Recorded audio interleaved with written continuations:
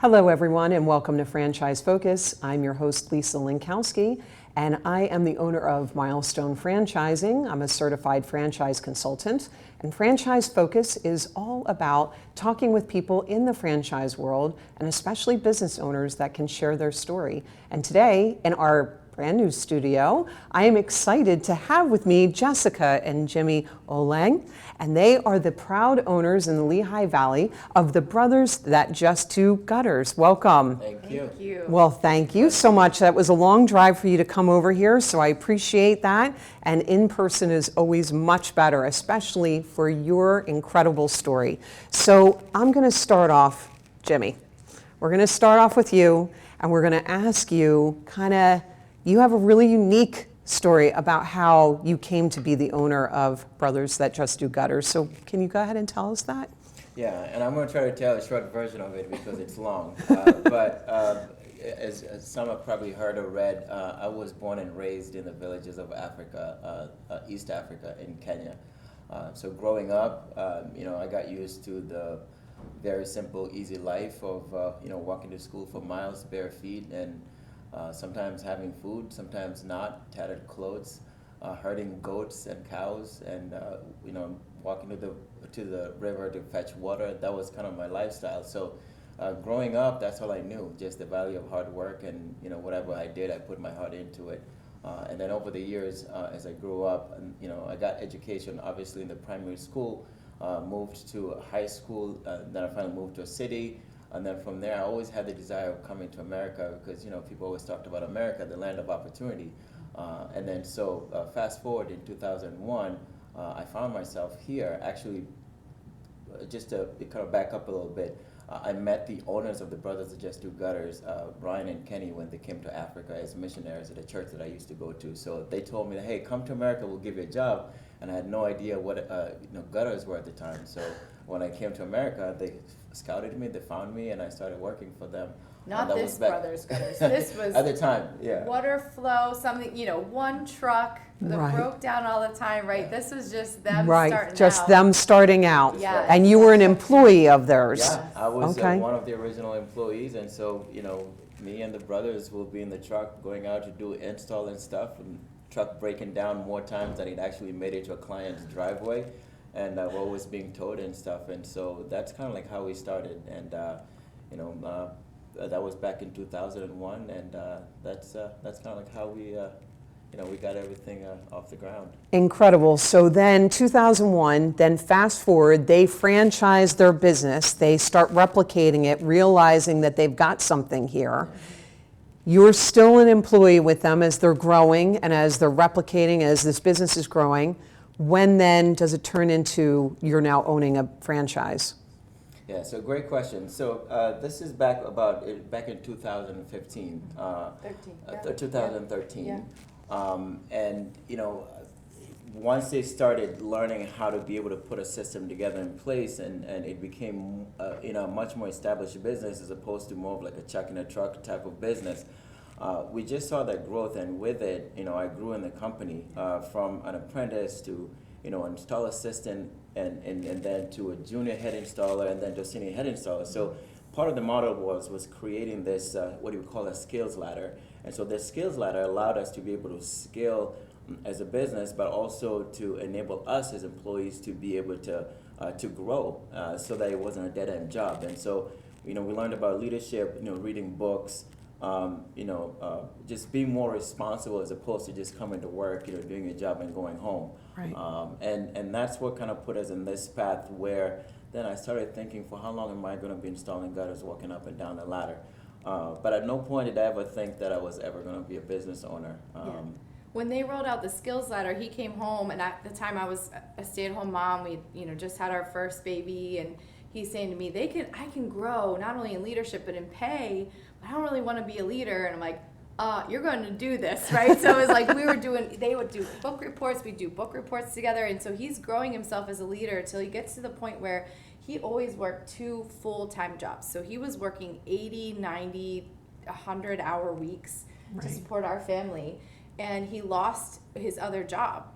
And all of a sudden we were faced with, what's the plan here? I was a teacher. I couldn't get a job in New York. We were living in New York at the time, and so what's the plan? You can't climb the ladder forever. You're not going to install gutters forever. What is the plan? And so I remember one day Jimmy came home and said, I think I could do this. I think I could start my own gutter company.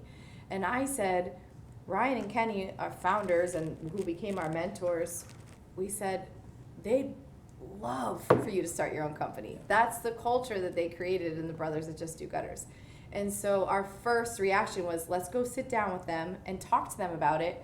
And they sat across the table from us. I can remember it clear as day. They were like, guys, you're not going to believe this. Like, we just submitted paperwork to New York State to start franchising.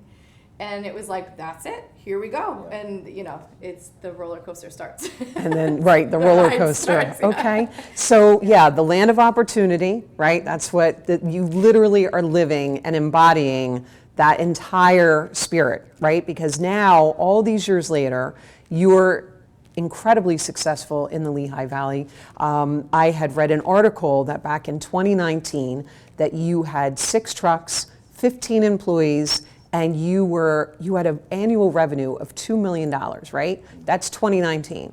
Then here comes the pandemic, right? So where are you now with your business?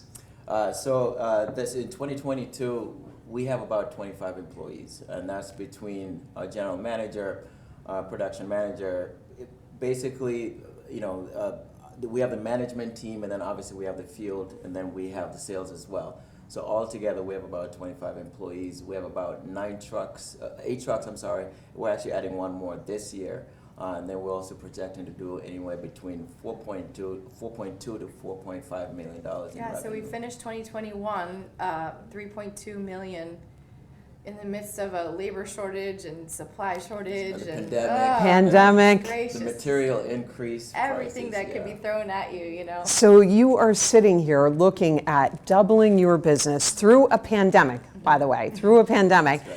And I want to just emphasize the fact that you are just gutters. Like the name of this business is the Brothers That Just Do Gutters. Yes. So some of these franchises will do multiple things. Yeah. You're just doing gutters. Yes. That's it. Yes. And you have been able to have this kind of incredible success. Excellent. So thank you for that. So let's see here. So you've got this business. You have a very significant territory. You're out in the Lehigh Valley. What does that encompass? So, well, when we signed on, we were the first official franchise, and so we were like terrified. And so we said, they were like, you could buy a small territory or you could buy a big territory. And we're like, give us the big everything. territory. Yeah. And Give us what you got. We wanted for the small territory price. So we got a big territory. And so we found out pretty quickly that the majority of our work, probably 80 to 90% of our work, is in the Lehigh Valley, Allentown, Easton, Bethlehem, and we own Reading and we own pretty far down south, and so we're trying to tap into some of that now. So we've got a really strong leadership team in place in the Lehigh Valley, and so now we're starting to get our heads around how do we make ourselves known in Reading, and so we're putting a shop there, and we're just trying to make ourselves known as well as we are in the Lehigh Valley in the Reading area is our next big step. Incredible. So you have a second office space that you're looking at, and I saw pictures, and we'll put them up, of the beautiful office space that you have, and you've got a really great quote up there, and you're just moguls, like that's it. And I was, by the way, a franchise owner myself, and I was the first one. And you don't have any idea. You don't know what you don't know. Yeah. And you're just sitting there doing it, and then you look back and you're like, what, right? Yeah. You've got small kids. You're sitting here trying to get all of this, and you're both together, by the way, still married. Everything is still intact. Miraculous. Still smiling, still laughing. All is good. That's terrific. All right. So the labor shortage. You have managed to grow your labor pool during all of this. How? If you don't mind, share with everyone. How on earth? What everybody talks about, they're like, oh no, we can't find people. It's really hard. It's so hard. We can't find people. And so a lot of people have decided to kind of like keep it small because it's easier that way. But I think we've always believed in this idea that we always wanted to grow in order for us to be able to create opportunity for people. And part of that is making sure that you have enough, that you have the people to be able to get the work done. And so we've been fortunate enough that even in the midst of, when, it was really difficult to recruit because everybody was staying home to collect unemployment, et cetera, we used every avenue that we possibly could, going to construction sites, you name it, Indeed, all these websites, et cetera. Yeah, recruitment bonuses for our Recruitment employees. bonuses, right, yeah. And then what we realized is the core group that we had, the core people that have been with us the longest actually became part of our best recruiters. Yeah. So because of the culture that we already have, because of that environment that we created where it was inclusive, where people felt valued, they felt appreciated, now they started talking about, talking to their friends and their cousins and their uncles, and like, this is a great place to work. You got to come work with us. We always make fun of this thing. That one of our guys has been with us probably about 3 years, and I think every single one of his cousins work for us because he's so excited and so appreciative of the place that he works that he's always recruiting for us. Anyone that he runs into, family members, he's always talking about it was such a great place to work. And so that's been a huge, huge part of our growth. So you're putting him in sales next, right? He is. No joke. I talk to him about it all the time. Yeah. Right? Yeah. He's going to be your best salesperson. Yes. So there's the reality of the workforce, and then there's head trash. Yeah. And you got to be able to distinguish out. Yes, it's hard to recruit. It's not impossible to recruit. That's head trash. But the reality is they're not going to come to you. You have to go find them. That's right. And it's just it's too bad. Like, we can sit around and cry about it, or we can keep training our people, creating a great culture, and create a place that people are excited to come and stick and stay. Right. And then the recruiting battle is, that's half the battle. And then the other half is, we'd be like, we're projecting, we need 2 more guys, 3 more guys. And Jimmy's going, oh my gosh, this is so hard. I'm like, I know. Go do it anyway. And he always does. It's amazing when you have to just have that mentality that there's no other option. It's win or lose, and we're not going to lose. So we got to go get them. We got to go win, and we got to keep building our company. So that means raising wages. That means offering, benefits. That means offering a great place to work. So. And that's what you get. And now you've been able to, you're doubled your labor pool during an incredibly difficult amount of time, which has then enabled you to double your business. And that's the whole name of the game, right? Like that's what we're doing. That's the whole idea. Yeah. So you're not climbing gutters anymore, right? To go back to your other point when you said, I don't ever want to climb gutters, like I've got to stop. What year, what point did you stop? Back in 2015 when we first started, I only had one apprentice. So one of the things I was focused on is training as fast as I could so that I could replace myself and be able to add more people on there. Once you reach a certain age, you climb 2 steps and things start to hurt, right? You know what that's like. So I was so focused and so determined on making sure that I built a team so that I was not stuck still climbing up and down the ladders, but that I could be able to replace myself so that I could keep growing the business. The idea was always looking at that big picture. That's right. How do we keep creating opportunities, not just for ourselves and for our families, but also for those who are around us and those who we bring to our team. And so as your team grows, your responsibility just keeps increasing, because now it's not just them, it's their families, and it's the next person. So I think by 2016, 2017, I was completely out of the field. Even the first year, even 2015, he was really out of the field by 3 months in. And the only time he would have to kind of get back in there is if he was training something specialty. Right. Yeah. All right. But really, he's not been installing gutters this whole time. And that's the executive business model. And we're going to stop right on that point. We'll explain on the other side that executive business model. We'll come back and continue talking with Jessica and Jimmy right after this commercial sponsor. It was the night before breakfast. The final boss was in sight. When the craving struck Austin and he called it a night. Toasted breakfast brioches are here. Power down and sleep well. The sooner you sleep, the sooner you'll get one. Only at Taco Bell. Bung. What are you doing with these? Hi, I'm Dave Seibel, host of Don't Run Out of Money on RVN TV. Each week we'll bring you the people and topics to help you make smart decisions about your money so that you don't run out of money. You can catch us Fridays at 10 a.m. and Saturdays and Sundays at 11, right here on RVN TV. We'll see you then. If I crave something, I have to have it. Well, so what are you craving? Like, what do you crave? Attention, apparently. Look at him all sitting in the middle. I know, right? It is really awkward. You just chose to sit there. Sonic Crave Cheeseburger. There's so much more to franchising than just the fast food industry. I'm Lisa Linkowski, and I am the host of Franchise Focus. Each week, I'm going to be bringing in guests that are various experts within the franchise industry, such as attorneys, lenders, franchisors, as well as those that actually own franchises. Be sure to tune in weekly and check us out on RVN Television.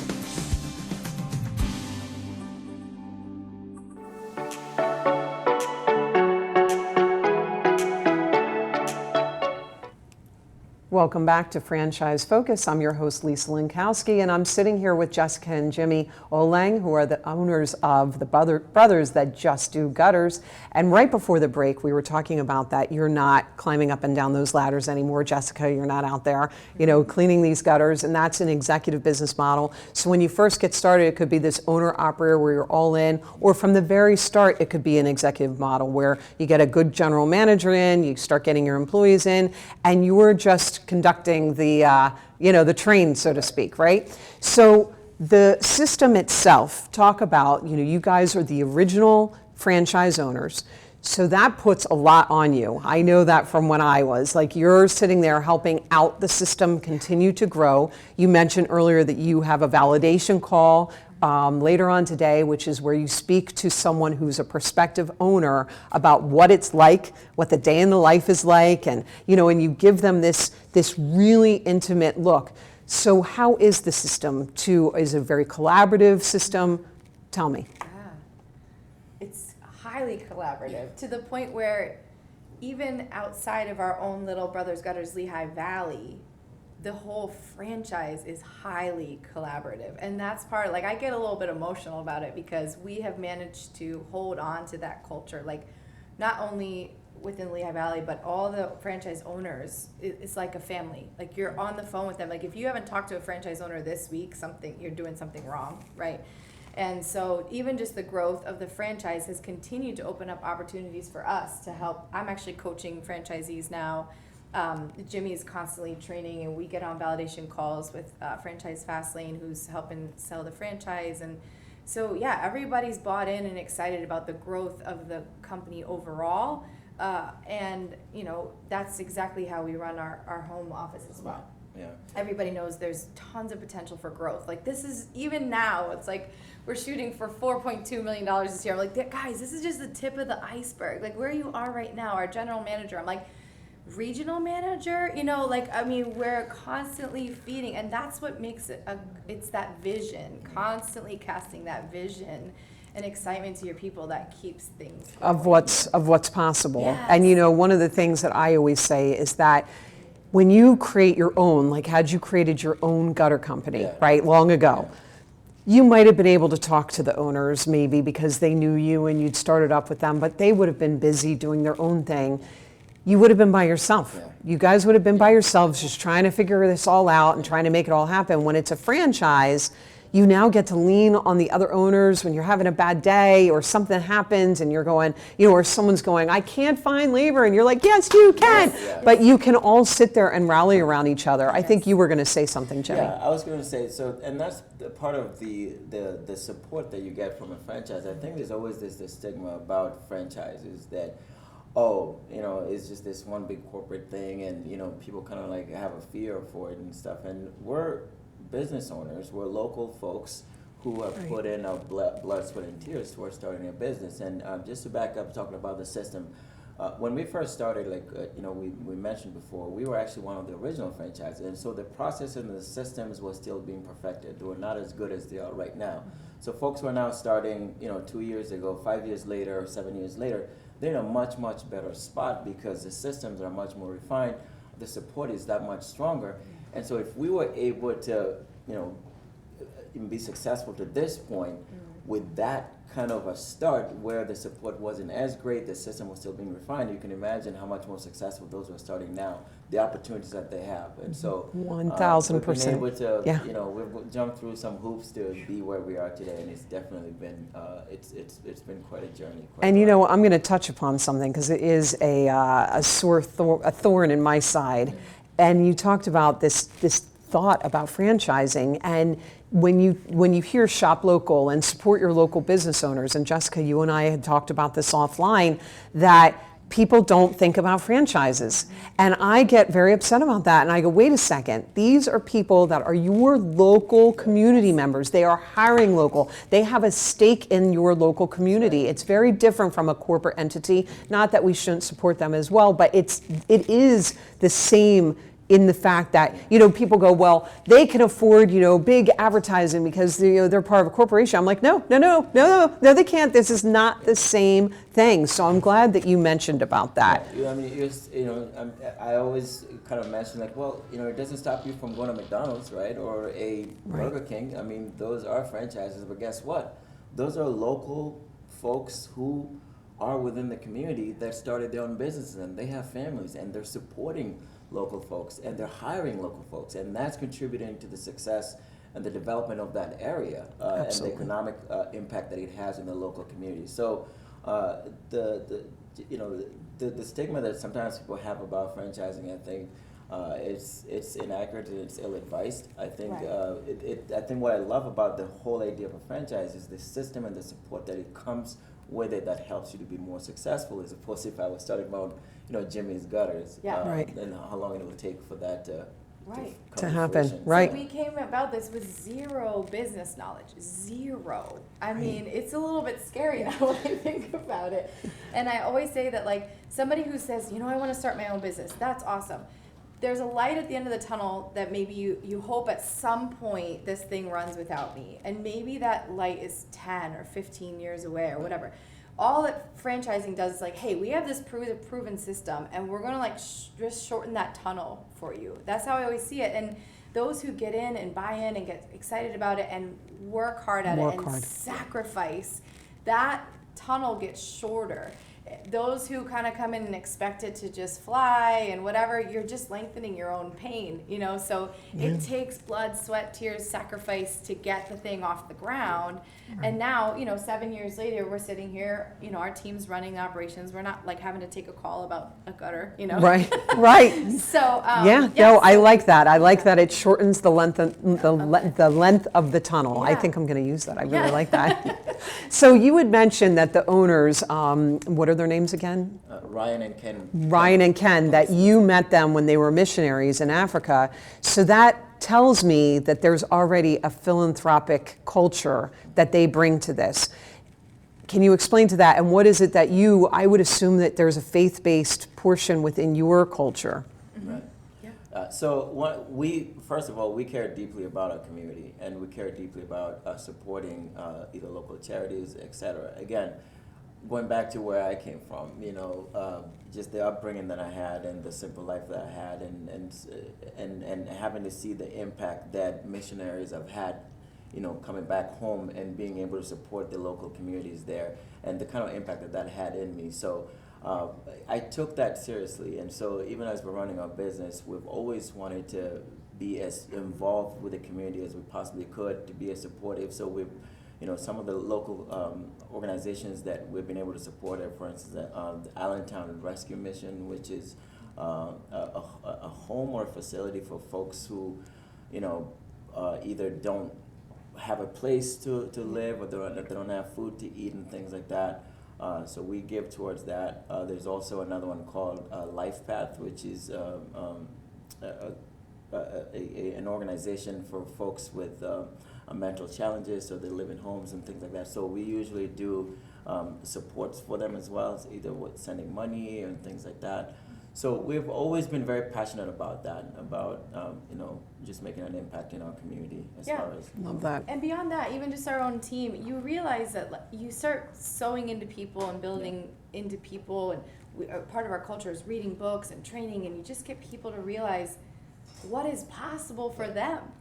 you know, even just on our own team, and then that impacts the community. And so, we get really excited We get about excited it. about What an incredible story. So I'm going to ask Jessica, you mentioned you've got kids, right? They're young. Yes. And how has this been for you? You know, franchising can be a very male-dominated space. You're in a construction-based, you know, space with the, you know, in the home services space. How has that been for you? It's been incredible because I think from the time I was little, the number one thing I wanted to be was a mom. And then there's this teacher, coach side of me that I love to sew into others. And so I did not realize how much I was going to love owning this franchise and owning this business and being able to sew into our leaders. But we started this business with 2 little ones, a toddler and a baby. And we now have 4 kids. So while we're growing our business, we're also growing our family.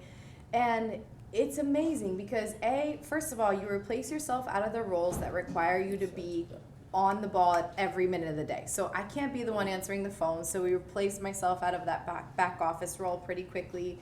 Then I was doing some of the scheduling stuff. It's not as time sensitive. I could work on it at night. And so there's a lot of flexibility there, but also all the work and hours that you're putting into it is directly affecting and benefiting your family. So if I'm going to like a corporate job, or you know, I'm going and I'm working really, really hard, now I got to come home and take care of my family. And when I'm running a business, I'm doing both at the same time. The kids are right there with me. I can't tell you how many meetings we'd have, management meetings. I'm nursing a baby. There's a toddler at the table, you know, and it's been amazing. So the kids fit into the business and they're there, and our employees are used to them being there. And likewise with them. I mean, they have a day where a kid can't go to school, but they're coming in. We're a family-owned business. Your family is welcome here. So They'll be working in the business sooner than they realize. We're also trying to curb that labor shortage. That's right. Keep growing your team, right? Yes. Well, I can't thank you both enough. Your story is incredibly inspirational. I have about 1,000 more questions that I have for you, but unfortunately our time is up. We're going to put up on the screen how to best contact Jimmy and Jessica, and they are in the Lehigh Valley, so please, you need your gutter cleaned. You know where you're going. It's the brothers that just do gutters, and Jimmy and Jessica, thank you so much. And I am your host, Lisa Linkowski. I am the owner of Milestone Franchising, and Franchise Focus is on every Friday at 1 o'clock Eastern Standard Time, and we welcome you to come back and see another show. And if you want to learn more about me, please visit me at my website at milestonefranchising.com.